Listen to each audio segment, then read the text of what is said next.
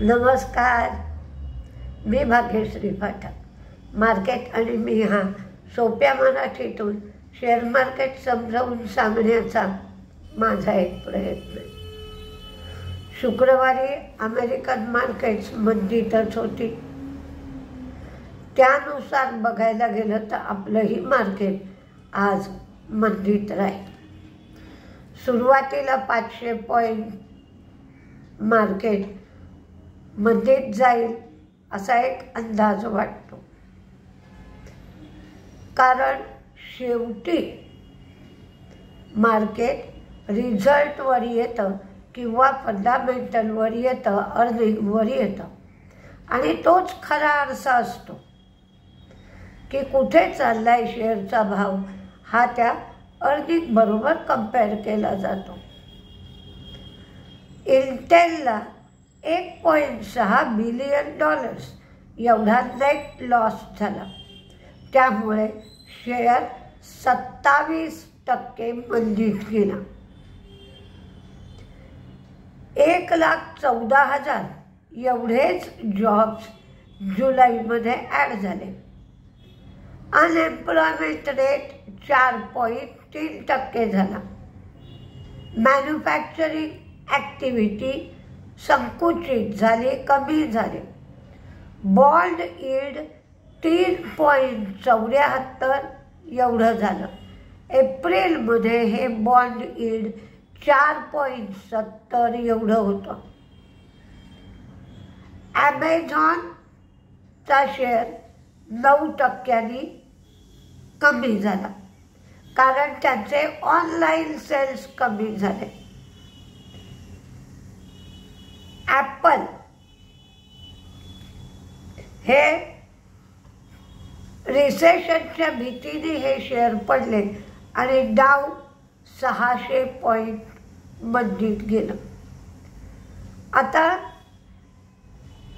आपल्या इथे जर बघायचं झालं तर 24,100 हे 10 वीक म्हणजे 10 आठवड्याचं ॲव्हरेज आहे.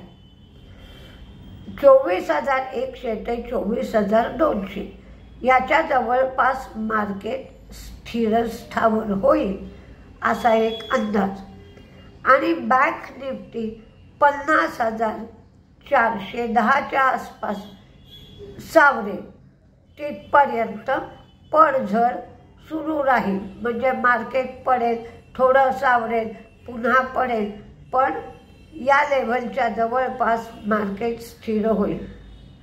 मुख्यतः जो येन कॅरी ट्रेड होता तिथे गोंधळ झाला, कारण जपानकडून पैसा घ्यायचा जो स्वस्त मिळत होता आणि तो फिरवायचा. आता डॉलर येन हे जे प्रमाण आहे ते पूर्वी 170 पर्यंत गेलं होतं. आता 144 येनला $1 इतकी येनची स्थिती सुधारली, कारण जपानने इंटरेस्ट रेट वाढवले. आता आपल्या इकडे काय काय गोंधळ आहे तर क्रूड स्वस्त झालाय, त्यामुळे त्या दृष्टिकोनातून आपल्याला मार्केट करता येईल. म्हणजे क्रूड स्वस्त झाल्यावर काय काय होतं हे पाहता येईल, त्या शेअरकडे लक्ष देता येईल. फार्मा शेअरकडे लक्ष देता येईल आणि FMCG. तर या शेअरकडे आपल्याला वळता येईल आणि काही ज्याचे रिझल्ट खूप चांगले लागत आहेत त्या शेअरकडे पण ध्यान देता येईल.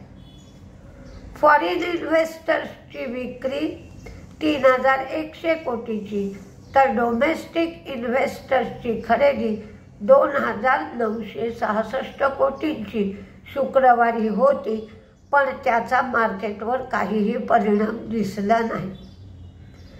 मार्केट सावरलंच नाही. शुक्रवारी शेवटपर्यंत पडत राहिलं. क्रूड 77च्या लेवलला आलाय हे आश्चर्य, कारण खरं म्हणजे जे युद्धाचं टेन्शन सध्या चालू आहे असं टेन्शन असलं की क्रूडचा भाव वाढतो, पण क्रूड ज्या अर्थी कमी होत आहे त्या अर्थी मॅन्युफॅक्चरिंग ॲक्टिव्हिटीवर परिणाम आहे, मागणीवर परिणाम आहे, म्हणून क्रूड 77च्या लेवलला गेला आहे. बॉन्ड यील्ड 3.73च्या लेवलला आहे. डॉलर इंडेक्स 103च्या लेवलवर आहे आणि सोनं 2468 वर आहे. अशोका बिल्डकॉन ही 2 प्रोजेक्टसाठी, हे प्रोजेक्ट आहेत 1280 कोटीचे, याच्यासाठी लोएस्ट बिडर ठरली आहे. SJVN यांच्या Arun hydro electric project Nepal यामध्ये सरकार 5792 कोटी रुपये गुंतवणार आहे. ग्लॅंड फार्मा 25 जुलै ते 2 ऑगस्ट या काळामध्ये पाशा मायल इथे ही पाशा मायलर फॅसिलिटी हैदराबाद याचं चेकिंग झालं होतं, तपासणी झाली होती. तिथे फॉर्म 483 इश्यू केला आहे, 3 त्रुटी दाखवल्या आहेत. पॉवर नेक आंध्र प्रदेशातील नेलोर जिल्ह्यामध्ये असलेल्या मीनाक्षी एनर्जीने 142.5 कोटीची ऑर्डर पॉवर मेकला दिली आहे. जेके टायरचं प्रॉफिट वाढलं आहे, रेव्हेन्यू कमी झाला आहे, मार्जिन वाढलं आहे. रिप्लेसमेंट मार्केटचा हिस्सा याच्यामध्ये 62% आहे. LIC हाऊसिंगचा रिझल्ट फारसा चांगला नाही. नेट इंटरेस्ट इन्कम 1989 कोटी, प्रॉफिट 1300 कोटी, पण ते कमी झालं आहे. ग्रॉस NPA 3.29, नेट NPA वाढलेत 1.68, डिस्बर्सल 12,915 कोटी, AUM 4.4%. डिलिव्हरीचा रिझल्ट चांगला आहे, तोट्यातून फायद्यात आली आहे. रेव्हेन्यू वाढला आहे, मार्जिन 4.5%, फायदा 54.4 कोटी. बँक ऑफ इंडिया प्रॉफिट वाढलं, नेट इंटरेस्ट इन्कम वाढलं, ग्रॉस NPA नेट NPA कमी झाले. DV's लॅब रेव्हेन्यू वाढलं, प्रॉफिट वाढलं, मार्जिन वाढलं, पण तरीही प्रत्येक गोष्ट एस्टिमेटपेक्षा किंवा अपेक्षेपेक्षा कमी आहे. आणि मॅनेजमेंटसुद्धा सांगते आहे की त्यांना हाय टॅक्सेशन प्रेशर होतं आणि प्राइसिंग प्रेशरसुद्धा होतं. ब्रिटानियाचा रिझल्ट चांगला आहे. रेव्हेन्यू 4,250 कोटी, प्रॉफिट 754 कोटी, मार्जिन 17.7%. रुरल मार्केट वाढण्याचा वेग जास्त आहे. पण आज ब्रिटानिया एक्स डिव्हिडंड होते आहे. ब्रिटानियाचा डिव्हिडंड 73 रुपये होता. त्यामुळे तुम्हाला वाटेल की रिझल्ट तर चांगला आहे, शेअर तर पडला आहे, असं नाही. एक्स डिव्हिडंड म्हणजे 73 रुपये कमी होऊनच भाव दिसेल. टायटनचा रिझल्ट काय फारसा चांगला नाही आहे. रेव्हेन्यू 11,105 कोटी, प्रॉफिट 770 कोटी, पण प्रॉफिट कमी झालाय. मार्जिन 9.7%, कारण लग्न कार्याचे दिवस कमी होते या क्वार्टरमध्ये. स्टेट बँकेचा रिझल्टही अपेक्षेपेक्षा कमी आलाय. प्रॉफिट 17,035 कोटी, नेट इंटरेस्ट इन्कम 41,125 कोटी, gross NPA 2.21%, net NPA 0.57%, provision वाढवावी लागली आहे 3,449 कोटी आणि स्लिपेजेस 7,930 कोटी. Mahindra and Mahindra finance disbursement वाढले आहेत 3% 4,530 कोटी. कलेक्शन मात्र कमी झालं आहे 96% वरून 95%. लिक्विडिटी 7,600 कोटी. एव्हररेडीचा रिझल्ट चांगला आला आहे. प्रॉफिट्स 18.1% वाढून 29.36 कोटी. रेव्हेन्यू मात्र कमी झाले 3.9% 349.37 कोटी. त्यांनी त्यांचा खर्च कमी केलाय. HALनी 13 रुपये जो लाभांश दिलाय त्याची 21 ऑगस्ट रेकॉर्ड डेट आहे. CDSLचा रिझल्ट मात्र सुंदर आलाय. फायदा 82% वाढलाय. तो 134 कोटी झाला. रेव्हेन्यू 65% वाढले ते 287 कोटी. मार्जिन 60%. 99 लाख डीमॅट अकाउंट त्यांनी उघडलेत. आता एकंदर डीमॅट अकाउंटची संख्या 12.5 कोटी झाली आहे. उत्कर्ष स्मॉल फायनान्स बँक यांचाही रिझल्ट चांगला आलाय. प्रॉफिट 28% वाढलाय ते 137 कोटी झालं आणि उत्पन्न 1,071 कोटी झालं. पूर्वीचं 812 कोटी होतं. त्यामुळे उत्कर्ष स्मॉल फायनान्स बँकेचा रिझल्ट चांगला आलाय. अमर राजा बॅटरी यांचा पण रिझल्ट चांगला आलाय. प्रॉफिट 25.6% वाढले ते 249 कोटी झाले. रेव्हेन्यू 16.7% वाढून 3,263 कोटी झाला. मार्जिन 13.4% वाढलंय. पूर्वी 13.1% होतं.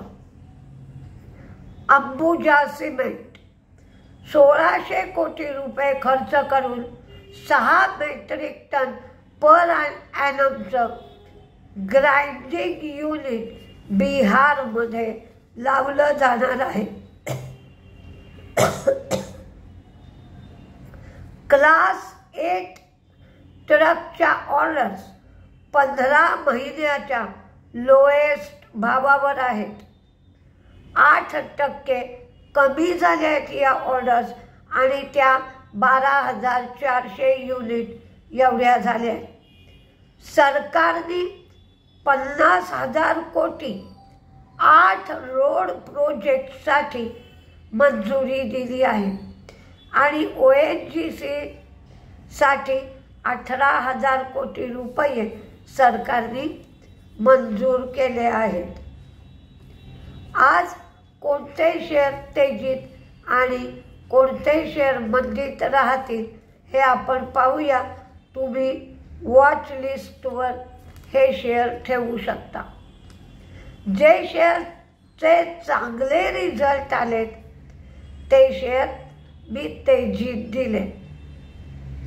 तरी पण मार्केट मंदीत राहील याचा विचार करा. SML इसूझू हे पहिल्यांदा देतीये ते तेजीत राहण्याची शक्यता किंवा पहिला हबका मार्केटचा झाल्यानंतर म्हणजे साधारण 500-550 पॉईंट मार्केट सुधारल्यानंतर 500-550 पॉईंट मार्केट मंदीत गेल्यानंतर जेव्हा काही प्रमाणात सुधारू लागेल तेव्हा हे शेअर वाढण्याची शक्यता किंवा कमी प्रमाणात पडतील. SML Isuzu, India pesticide, Narayana Hrudayalaya result चांगला आहे. GSK फार्मा रिझल्ट चांगला आहे. HEG 13 ऑगस्टला स्टॉक स्प्लिट करणारे अमर राजा, डिलिव्हरी, CDSL ह्या तिन्हीचे रिझल्ट चांगले आहेत. इन्फिबीम Rediff.com मध्ये 54% हिस्सा घेतला आहे. ॲपल रिझल्ट चांगला आहे. Samhi hotel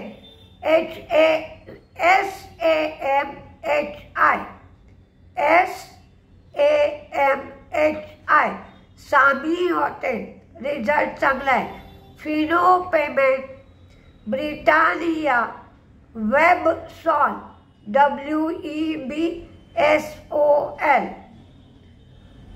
Sharda motors SHARDA, Marico, Senco gold, Nykaa, Dee development म्हणजे DEE, Veranda VERANDA, Veranda learning आणि झॅगल प्रीपेड.